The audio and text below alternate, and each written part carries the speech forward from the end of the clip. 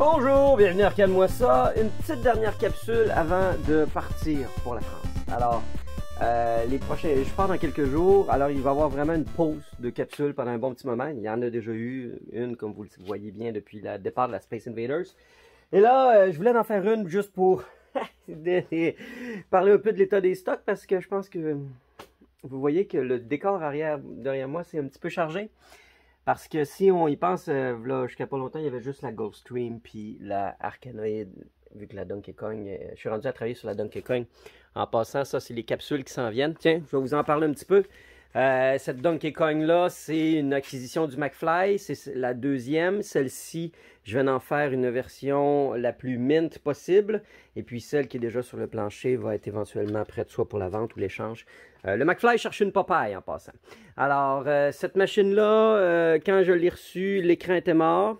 Le PCB marchait, donc j'avais un Sanyo 20 EasyV dans le fond qui traînait. J'ai mis le nouveau Sanyo, j'ai refait tout le harnais du contrôle panel. La game à marche, il me reste à faire l'esthétique. Ici, j'ai tous les stickers en stock. J'ai le panneau de contrôle que je vais bientôt démonter. J'ai du nouveau T-molding. Bref, elle va être superbe. Mais c'est pas ça que je veux parler en ce moment. Je veux parler de ça. En fait, ça, et puis ça, et puis ça. Alors, la semaine dernière, mon ami Marc m'a transmis une annonce comme quoi il y avait 4 machines électromécaniques des années 70 à vendre chez Alouette Amusement à Montréal. Alouette Amusement, c'est une compagnie au Québec qui font partie des vieux de la vieille dans l'amusement au Québec. Ils sont là depuis les jukebox, les phonographes sont là depuis très longtemps. Et j'ai même rencontré le propriétaire O'Reilly quand je suis allé hier, parce que ils sont apparus hier, ces machines-là.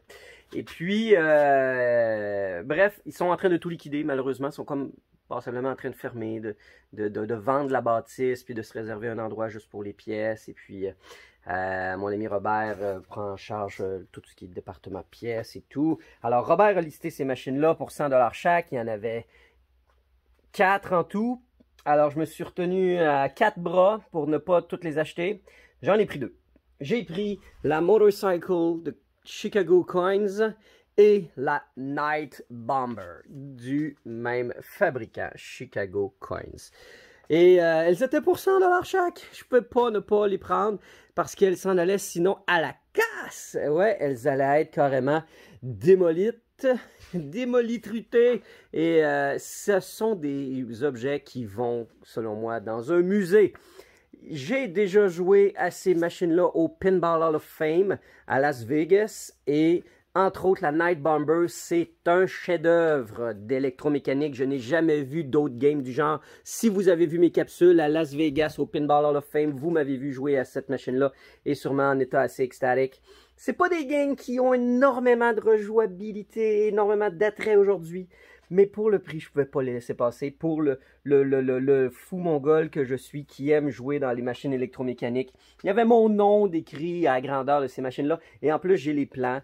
J'ai les schémas qui viennent avec, alors, ouais, il fallait que je les ramasse.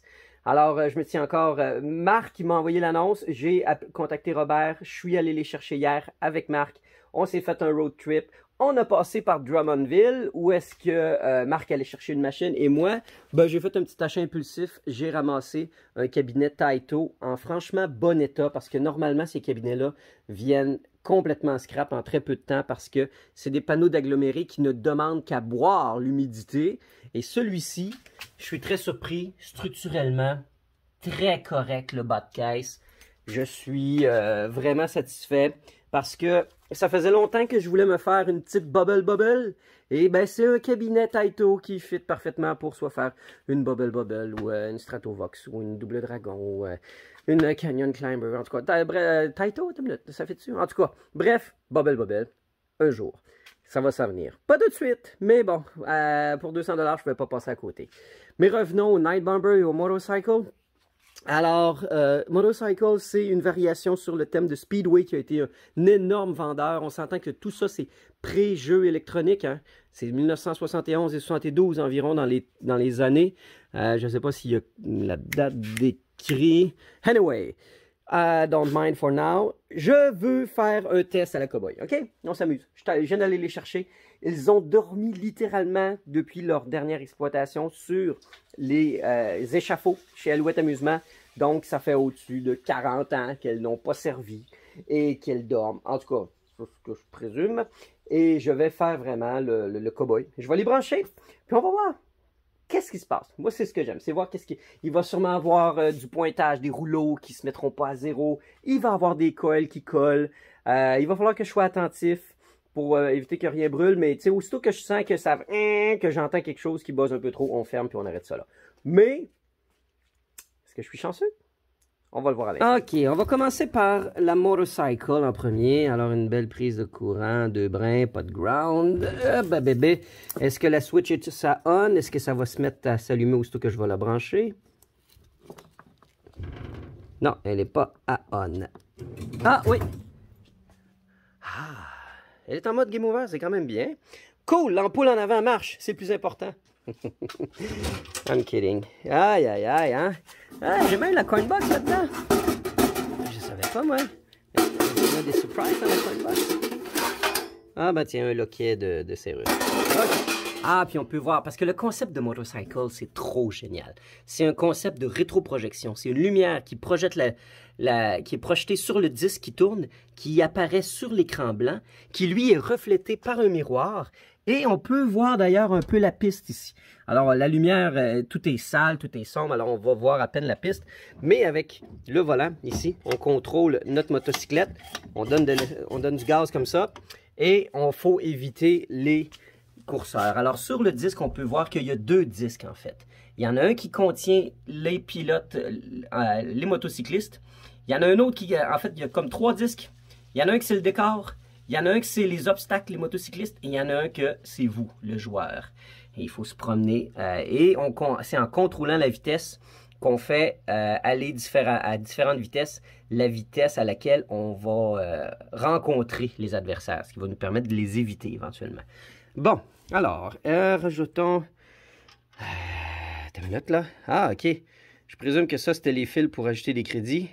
Et ça a été coupé. Je vais voir si je suis capable de mettre des crédits. Oh, j'ai des clés! Oh, je suis content, j'ai des clés. Ah, ok, parce que je m'attendais à avoir... Bon, ils ont-tu allumé un feu avec les clés? Ok, ça fait que je check voir si je fais... je touche 2 roches puis je suis capable d'ajouter un crédit comme ça, là. Yes! Ok, on l'a pas vu, mais j'ai fait toucher les 2 fils ensemble et ça a ajouté des crédits. Cool, cool, cool. Alors, si j'appuie sur Start... Nothing's happened. OK, on a clairement une switch qui ne fonctionne pas ou quelque chose du genre. On va voir en dessous, voir. OK, est-ce que c'est vraiment la switch qui ne fonctionne plus? La switch ne ferme pas, alors il y a carrément un relais qui n'est pas fermé, qui fait en sorte que qui n'indique pas qu'il y a un crédit en ce moment en jeu. On va faire du débogage peut-être un peu plus tard, mais pas pour l'instant. OK. Donc, ça n'ira pas plus loin pour la motorcycle. Passons maintenant à la Night Bomber est branchée. On va la mettre à on.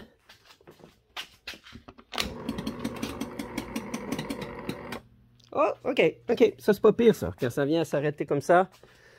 Ah, Night Bomber. OK. Comment décrire cette game-là? Malheureusement, vous l'aurez remarqué, je n'ai pas le yoke.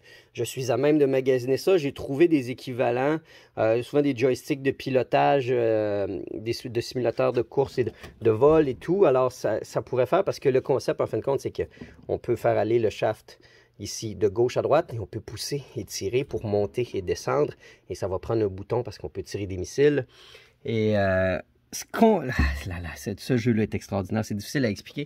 On va le regarder par en arrière pour le fun, mais là, je fais juste voir, est-ce qu'il se passe quelque chose? Non. Et là, je crois que pour mettre les sous, là, c'est ça, c'est ici. C'est pas très usuel. Ah, tiens, ah ouais, la peinture. Ah. OK, alors, l'interrupteur, si on veut mettre des crédits qui vont tomber ici, ça passe par où? On a une petite switch là. OK. On n'a pas besoin de la petite lumière. OK, je suis allé chercher un petit tournevis pour simuler la chute de 25 sous. Voilà. OK. Voyons voir.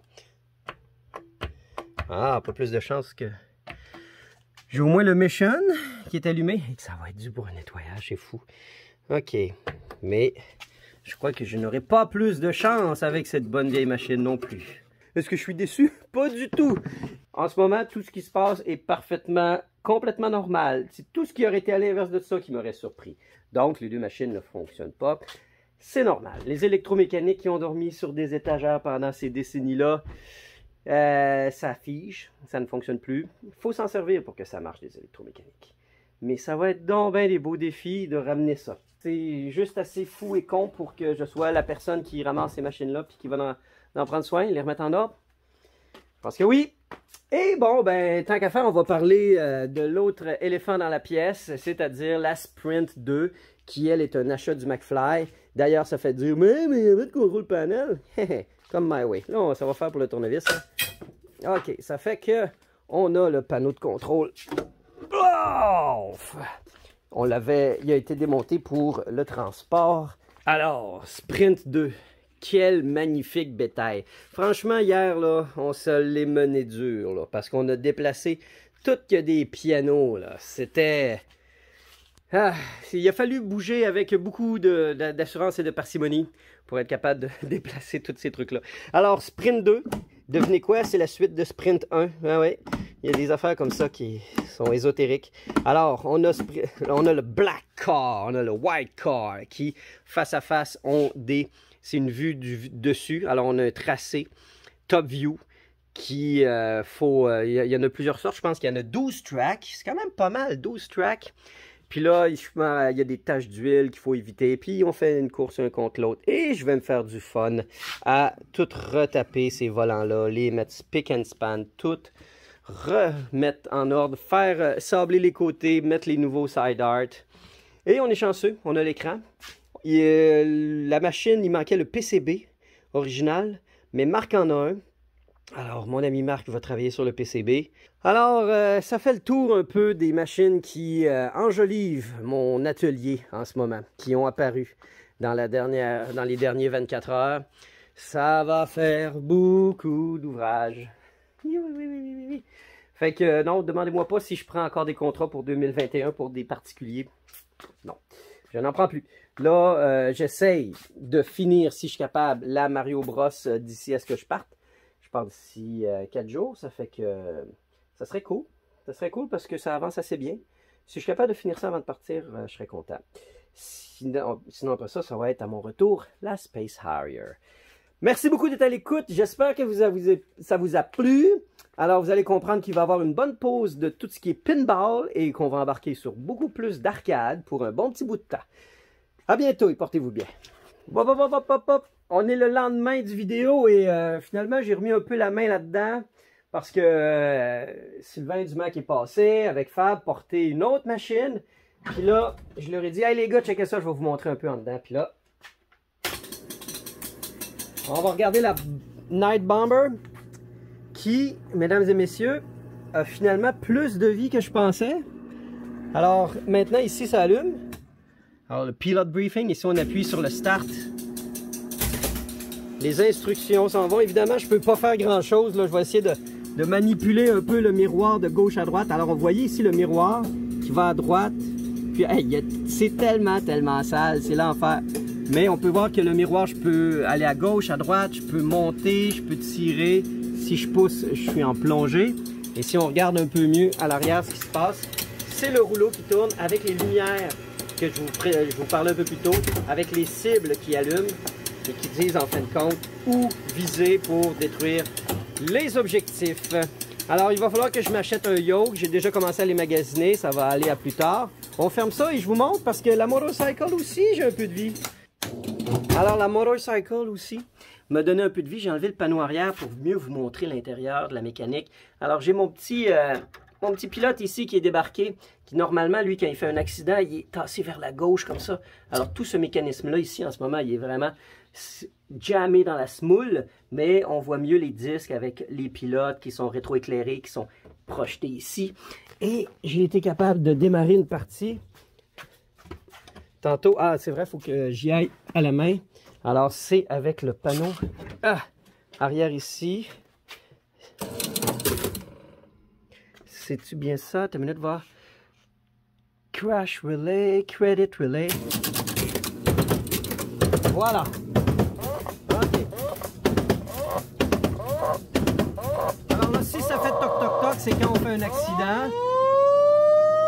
Et puis on a la sirène, et puis vous voyez en fait l'effet de 3D.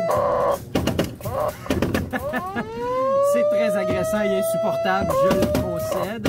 Mais au moins ça vous donne une idée de ce qui nous attend. On va le fermer parce que là, oh, c'est un peu trop agressant. Ah, mais